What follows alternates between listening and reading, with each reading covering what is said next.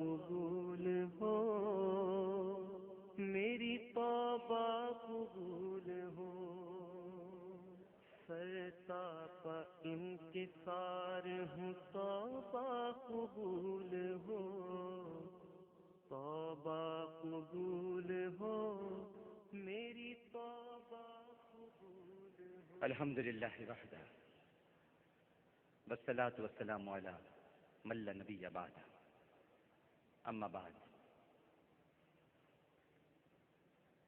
ناظرین کرام اور حاضرین محفل،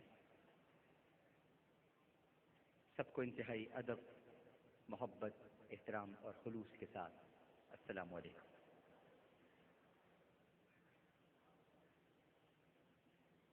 حضور صلی اللہ علیہ وآلہ وسلم یہ دعا مانگا کرتے تھے، اے اللہ مجھے ایسی آنکھیں عطا فرما جو تیرے خوف سے رونے والی ہیں۔ حضرت صدیق اکبر رضی اللہ تعالی عنہ ارشاد فرمایا کرتے تھے کہ خوف الہی سے اگر رونا نہ آئے تو رونے جیسی شکل بنا لیا کر۔ حقیقت تو یہ ہے ناظرین اور حاضرین کہ جہاں پانی جاری ہوتا ہے وہیں سبزہ ہوتا ہے، جہاں پانی جاری ہوتا ہے وہیں سبزہ ہوتا ہے، اور جہاں آنسو جاری ہوتے ہیں وہیں خدا کی رحمت اور مغفرت ہوتی ہے۔ امیر المومنین سیدنا فاروق اعظم رضی اللہ تعالی عنہ وہ ہستی ہیں کہ جن کی 22.5 لاکھ مربع میل پر حکومت قائم تھی، اور جن کے روب و دبدبے کا یہ عالم تھا کہ شیطان ان کی راہ میں پھٹکتا بھی نہ تھا، لیکن فکر آخرت اس حد تک دامنگیر تھی ناظرین اور حاضرین کہ جب دوران تلاوت قیامت کی ہولناکیوں یا عذاب سے متعلق کوئی آیت آ جاتی تو اتنا روتے کہ بے ہوش ہو جاتے۔ علامہ ابو اللیث سمرقندی رحمہ اللہ تعالی ارشاد فرماتے ہیں کہ 7ویں آسمان پر اللہ سبحانہ و تعالی کے ایسے فرشتے ہیں کہ اللہ تعالیٰ نے انہیں جب سے پیدا کیا ہے برابر سجدے میں ہیں، اور اللہ تعالیٰ کے عذاب سے انتہائی خوفزدہ ہیں۔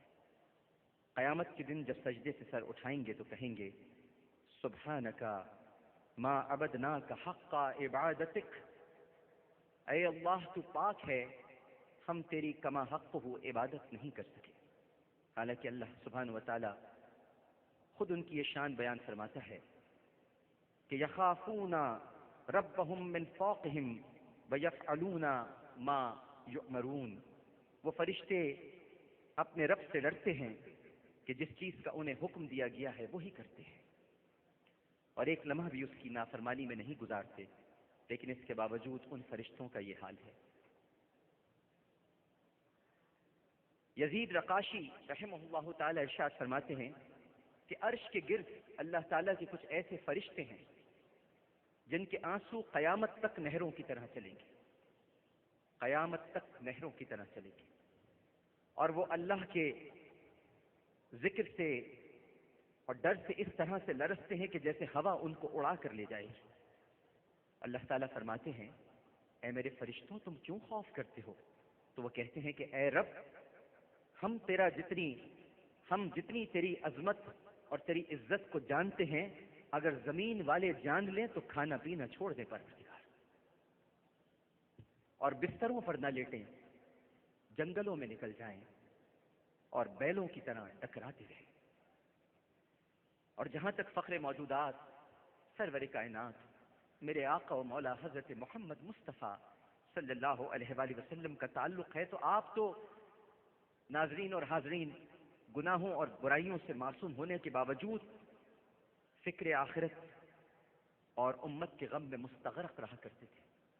جامع ترمذی میں حضرت ابو سعید خدری رضی اللہ تعالی عنہ ارشاد فرماتے ہیں کہ اللہ کے رسول صلی اللہ علیہ وآلہ وسلم نے ارشاد فرمایا اے ابو سعید میں کیسے پرتعیش زندگی گزاروں، اے ابو سعید میں کیسے پرتعیش زندگی گزاروں، حالانکہ سور پھونکنے والے فرشتے نے منہ میں سور لے رکھا ہے اور اللہ کے حکم سے کان لگا رکھا ہے اور پیشانی جھکا رکھی ہے اور اس انتظار میں ہے کہ جب اللہ کا حکم ہو اس وقت وہ سور پھونکے.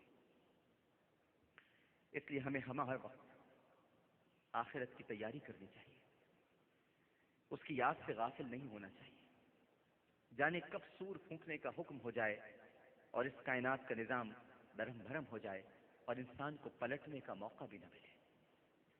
اور دوسری طرف صحابہ کرام رضوان اللہ تعالی علیہم اجمعین جو اللہ سبحانہ و تعالی اور نبی کریم صلی اللہ علیہ وآلہ وسلم کی کامل اطاعت اور فرما برداری کے باوجود اللہ کی پکڑ سے اس قدر خوف زدہ رہتے تھے ناظرین اور حاضرین کہ جیسے ہی آخرت کا تذکرہ ہوتا رونے لگتے، ان کی داڑھیاں مبارک آنسوؤں سے تر ہو جاتی، روتے روتے ہچکیاں بن جاتی، تلاوت کرتے ہوئے خدا کے خوف سے آواز نکلنا بند ہو جاتی اور بعض روتے روتے گر پڑتے اور بعض بستر پر کروٹیں بدلتے رہتے، نیند نہ آتی اور بعد میں صبح اٹھ کر فجر کی نماز جب پڑھتے تو پھر چاش تک آہو بکا کرتے رہتے.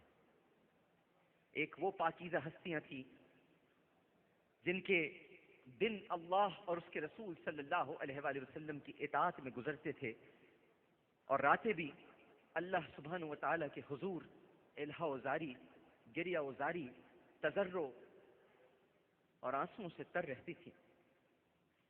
وہ اپنے ایمان اور عمل کے باوجود جبکہ کامل ہیں اللہ کی پکڑ سے بے خوف نہ تھے. اور ایک آج ہم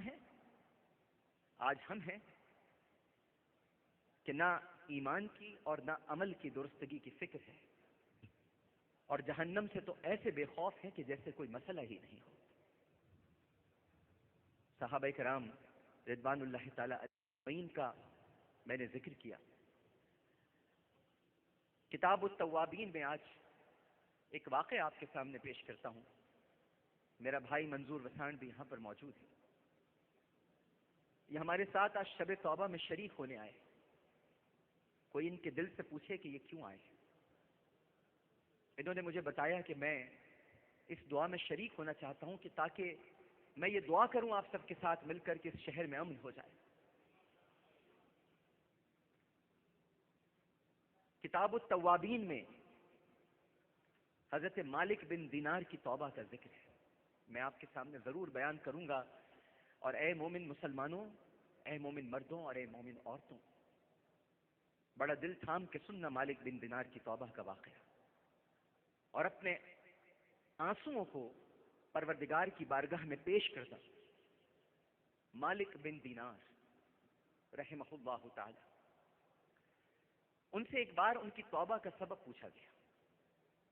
ڈاکٹر صاحب، ان سے پوچھا گیا کہ آپ کی توبہ کا سبب کیا ہے. کہنے لگے کہ میں پولیس میں کام کرتا تھا اور بہت شراب پیا کرتا تھا. میں نے ایک خوبصورت باندی خریدی، بہت خوبصورت باندی. وہ میرے لیے بہت اچھی ثابت ہوئی اور پھر میرے ہاں ایک لڑکی پیدا ہوئی. اس لڑکی سے مجھے بہت لگاؤ ہو گیا، بہت پیار ہو گیا مجھے اس لڑکی سے. میری بچی تھی، میری ننھی سی، میری منی سی بچی.